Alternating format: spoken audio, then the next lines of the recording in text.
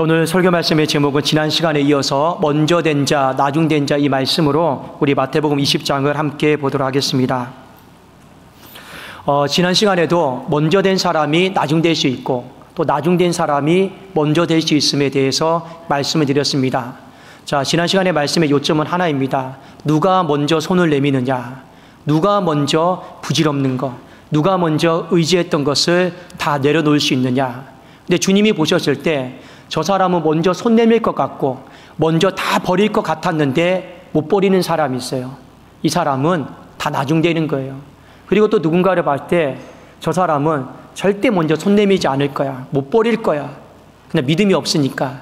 그런데 의외로 먼저 손 내밀고 잘 버리는 사람이 있더라라는 거예요. 그런 사람들이 나중된 것처럼 보이지만 먼저 될 수밖에 없다, 이 부분에 대해 말씀하셨습니다. 그런 측면에서 여러분 이번 한 주를 살아오면서 먼저 좀 손을 내미셨습니까? 그리고 버릴 것은 좀 버리고 오셨습니까? 이 부분에 대해서 한번 자기 점검이 있었으면 좋겠습니다. 자, 오늘 마태복음 20장 말씀에 보면 또 다른 각도에서 먼저 된 자가 나중되고 나중된 자가 먼저 되는 이 부분을 주님께서 다루어 주셨습니다. 본문 말씀의 배경은 이렇습니다. 포도원 주인이 품꾼들을 찾으러 나가고 있습니다. 보통은 지원자를 받죠. 지원자를 받는데 여기 말씀에 보면 포도원 품꾼이 이른 새벽부터 늦은 오후까지 계속해서 일꾼들을 찾으러 간단 말이에요. 근데 이게요, 맞지가 않아요. 의외입니다. 왜 그러느냐? 당시에 보면 일을 하고 싶어도 못하는 사람들이 태반이었거든요.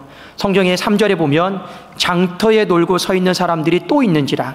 7절에 보면 이르되 우리를 품꾼으로 쓰는 이가 없다. 그래도 우리가 종일 이곳에서 빈둥거리며 놀고 있다. 그러니 일하고 싶어도 일을 하지 못하는 사람들이 이렇게 많은데 이 포도원 주인이 뭐가 아쉽다고 새벽부터 늦은 오후까지 사람 찾으러 다녔겠냐라는 거예요. 이것도 의외입니다. 자, 포도원 주인이 5차례에 걸쳐서 사람을 찾으러 다녔는데 1절에 보면 이른 아침에 거의 6시였던 것 같아요. 3절에 9시에, 5절에 12시와 오후 3시에, 6절에 보면 오후 5시에. 여러분 성경을 읽다가 나온 시간에 플러스 6을 하면 한국 시간이 나옵니다. 그러니까 새벽 거의 6시부터 저녁 5시까지 5차례에 걸쳐서 이 포도원 주인이 일꾼들을 찾으러 나간 거예요. 그리고 6시가 마무리 시간입니다. 사람들을 다 불러놓고 그날에 품삯을 주는데 이제 여기서 좀 문제가 생겼어요. 어떤 문제가 생겼느냐? 먼저 온 사람부터 줘서 보내면 괜찮은데 나중 온 사람을 먼저 세워놓고 먼저 온 사람을 뒤에 세워놓고 줬단 말이에요. 근데 뒤에도 보이잖아요, 얼마 받는지. 그러니까 나중 온 사람이 한 데나리온을 받아요.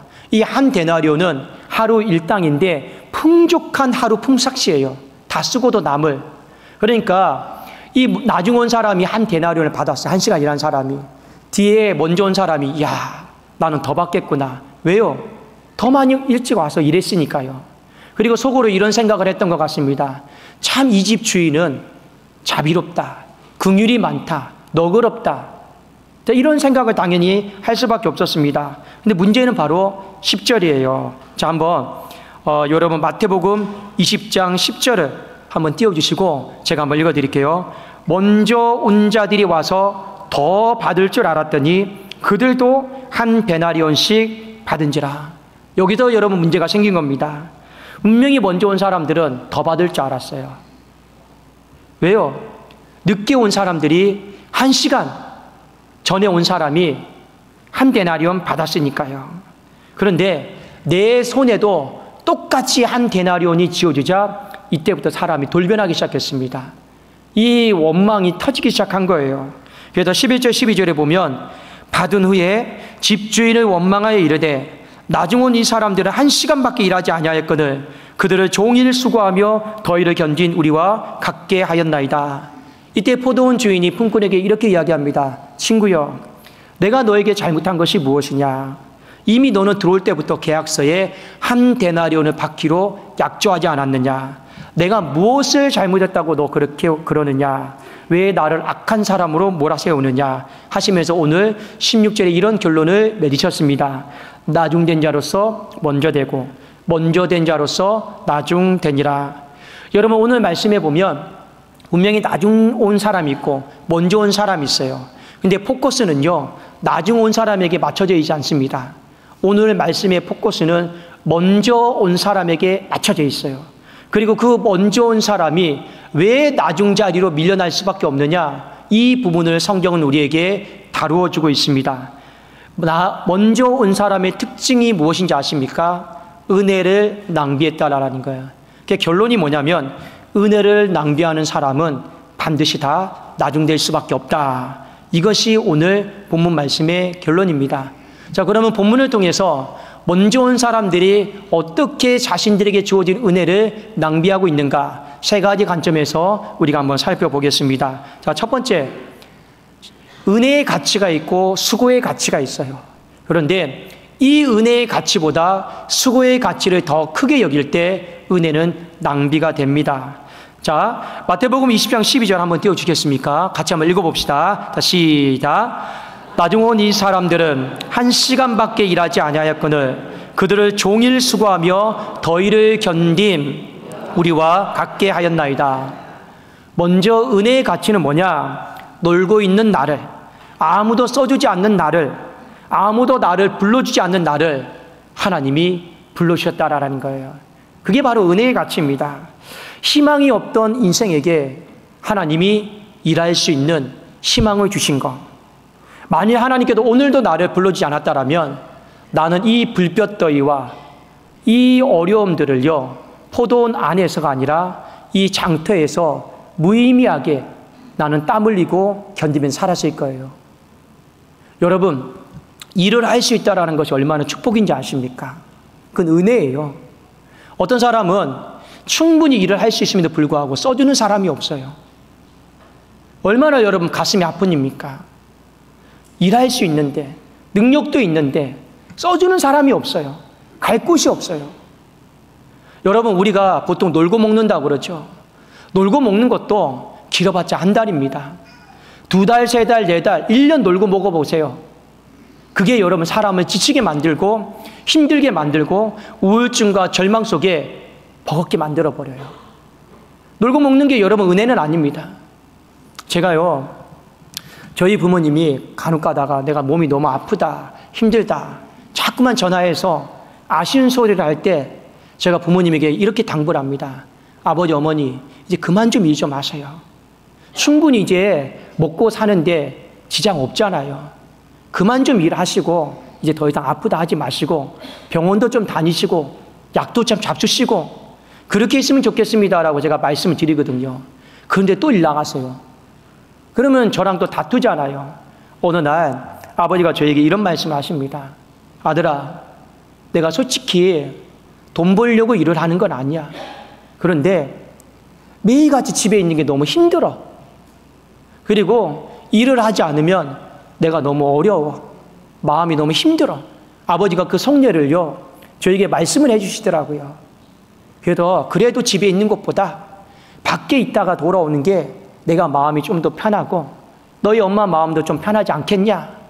그러면서 일을 그때부터 제가 아무 말을 하지 않습니다. 그저 아버지, 어머니에게는 그냥 몸 사려가면서 좀 하십시오. 이 정도 선에서 마무리를 하고 있습니다. 여러분, 일을 할 수 있는 건 축복이에요. 누군가 나를 써주는 건, 불러주시는 건요, 은혜인 줄로 믿습니다. 저도 항상 독산동교회 부름을 받은 것에 대해서 은혜요, 감사요, 축복이라고 생각을 하고 있습니다. 자, 이게 전부 다 뭐예요? 은혜의 가치예요. 반면에 수고의 가치는 뭐냐? 오늘 말씀해 보면 내가 종일토록 더위를 견디고 땀을 흘렸다라는 거예요. 이게 바로 수고의 가치입니다. 내가 하나님을 위해서, 교회를 위해서 얼마나 어릴 때부터 많은 시간 헌금하고 애쓰고 봉사하고 내가 그렇게 했다라는 거예요. 예, 맞습니다. 감사합니다. 여러분들이 정말로 불볕더위 속에서 애를 쓰고 땀을 흘리고 남들보다 더 일찍 와서 봉사하고 충분히 여러분 내 수고의 가치를 자랑할 수 있는 사람들 이곳에 많이 있는 줄 압니다. 그러나 여러분 꼭 기억을 하십시오. 아무리 내 수고의 가치가 탁월하고 위대하다 할지라도 그것이 어떻게 감히 은혜의 가치보다 앞설 수 있겠냐라는 거예요. 절대로 수고의 가치는 은혜의 가치를 뛰어넘지 못합니다. 여러분, 이렇게 말씀드리면 이해가 될까요? 아무리 우리가 부모님께 효도한다고 해도 낳아주시고 길러주신 부모님의 은혜는 뛰어넘지 못하는 거예요. 그게 맞잖아요. 마찬가지로 이 은혜의 가치가 없었더라면 우리는 수고의 가치를 시작도 할 수가 없었던 거예요. 그래도 여러분, 내 안에 은혜의 가치를 알고 감사하면 되는 거예요.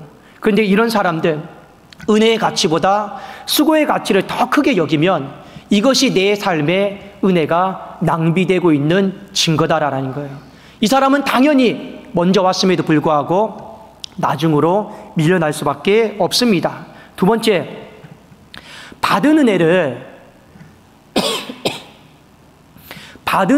비교하면 은혜가 낭비가 돼요. 자, 여러분, 먼저 온 사람, 나중에 온 사람과 뭘 비교한 거예요? 받은 걸 비교한 거예요. 여기서부터 문제가 생긴 거 아니겠습니까? 다른 사람과 여러분 비교하는 건요, 은혜를 낭비하게 만듭니다. 기억하십시오. 먼저와 나중을 비교하지 마시고, 나중과 먼저도 비교하지 마시고, 나와 너도 비교하지 마십시오. 하나님 앞에서는 1000년이 하루 같고 하루가 1000년 같다 했습니다. 그 시간이 그 시간인 거예요. 비교하지 말라라는 거예요. 먼저 와서 일했으면 얼마나 더 했고, 나중 와서 여러분 일을 못했으면 얼마나 덜 했겠냐라는 거예요. 나와 너를 비교하지 말라라는 거예요. 근데 우리는요, 비교예요. 비교하면서 여러분 은혜를 낭비하는 사람들이 너무나도 많이 있고, 비교하면서 항상 이 눈에 보이는 비교 때문에 힘들어하고 버거워하고 실족하고 마음이 불편한 사람들이 많이 있는 것 같습니다. 왜 저 사람에겐 더 주는 거야? 왜 저 사람만 더 사랑하는 거야? 왜 나는 제대로 대우해 주지 않는 거야? 이 비교 속에서 은혜를 낭비하는 사람들이 의외로 많더라라는 거예요. 사랑하는 여러분, 비교하지 말고 한 가지만 우리가 생각하고 집중할 수 있기를 원하는데, 하나님께서 저나 여러분을 불러서 써주신 것, 이 사실만 우리 바라보고 집중할 수 있기를 주의 이름으로 축원합니다. 그래야지 비교가 안 되는 거예요. 그렇죠. 세 번째입니다. 내 삶에 감사가 원망으로 바뀔 때가 있어요. 감사가 원망으로 바뀔 때 은혜가 낭비됩니다. 자, 분명히 이른 아침에 먼저 온 사람은 감사로 시작했어요. 왜요? 써줬으니까, 불러줬으니까. 근데 마지막은 원망으로 바뀌어서 돌아갔단 말입니다. 성경에도 나와 있죠. 성령으로 시작했다가 육체로 마치는 사람들이 태반입니다. 이스라엘 백성들이 출애굽할 때 시작은 감사였어. 정말 신나는 감사였습니다.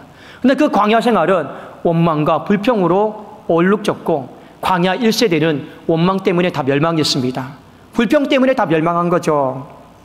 여러분, 감사가 원망으로 바뀌고 있다는 건 여러분 안에 육체가 문제가 있는 게 아니에요. 환경이 문제가 있는 게 아니에요. 은혜가 낭비되고 은혜가 지금 주주주주 새고 있기 때문에 감사가 원망으로 불평으로 바뀌고 있는 거예요. 여러분, 이번 한 주 꼭 자기 점검을 했으면 좋겠습니다. 무엇에 대한 점검이냐? 왜 감사였던 예배가 원망으로 바뀌었을까?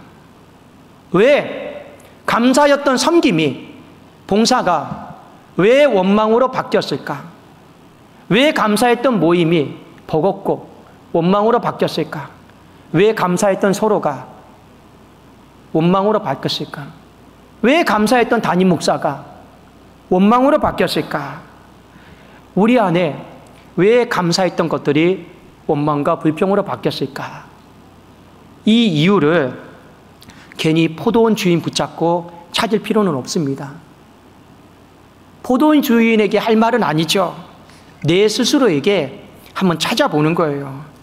괜히 포도원 주인은 나쁜 사람으로, 악한 사람으로 만들지 말고 내 스스로가 은혜가 지금 잘 줄줄줄 새고 낭비가 되고 있기 때문에 감사가 원망으로 바뀐 그런 삶이 되지 않은가. 그게 증거니까요. 사랑하는 여러분, 은혜를 낭비하지 마십시오. 은혜를 낭비하지 말고 은혜를 귀하게 여기십시오. 은혜를 낭비하면 무조건 100% 나중되게 되어 있습니다. 우리가 인생을 살아보면 하나님 앞에 받은 은혜가 있어요. 꼭 눈에 보이는 데나리온 말고 눈에 보이지 않는 하나님 앞에 받은 한 데나리온이 있습니다. 어떤 사람은 살려주신 은혜, 회복하여 주신 은혜, 불러주신 은혜, 써주신 은혜, 이게 전부 다 우리가 받은 한 데나리온 아니겠습니까? 그런데 자꾸만 우리는 은혜를 까먹어요. 낭비해요. 우리가 먼저 온 사람들처럼 이런 마음이 불쑥불쑥 들 때마다 이 포도원 주인의 마음을 이해할 수 없는 포도원 주인의 행동을 생각을 하십시오. 그것은 무엇이냐? 포도원 주인이 일꾼이 없어서 나를 불러준 게 아니에요. 일꾼은 많아요. 포도원 주인이 일꾼이 없어서 우리가 일을 잘해서 우리를 불러준 것이 아닙니다. 그저 우리를 불쌍히 여기고 긍휼히 여기셔서 놀고 있는 모습이, 장터에서 때 앞에서 있는 모습이 너무 안타까우셔서 우리에게 뭐라도 거저 주는 것보다, 그러면 우리가 자존심 상하니까 뭐라도 우리에게 주려고 이 포도원 주인이 저나 여러분들을 불러주시고 살려주시고 써주신 줄로 믿습니다. 그 포도원 주인의 마음을 생각하시라라는 거예요. 그러면 자연스럽게 우리의 입술 가운데는 원망과 불평이 아니라 나 같은 죄인 살리신 그 은혜의 놀라와 이 찬송이 나올 수밖에 없고, 아, 하나님의 은혜로 이 쓸데없는 자 왜 구속해 줬는지, 왜 불러줬는지 이것이 나올 수밖에 없는 거예요. 이게 은혜가 있는 사람의 모습이죠. 은혜가 낭비되는 사람은 이 모습과 반대되는 삶으로 이 찬양은 입에 부르기도 흉내내기도 어렵지 않겠느냐라는 거예요. 부디 이번 한 주 은혜를 낭비하지 마시고 은혜를 귀하게 여기면서 하나님께서 우리 모든 주의 권속들에게 먼저 된 자리에, 이 앞자리의 축복으로 이끌어 주시는, 회복하여 주시는 은혜가 있기를 주님의 이름으로 축원합니다. 기도하겠습니다. 살아계신 하나님 아버지,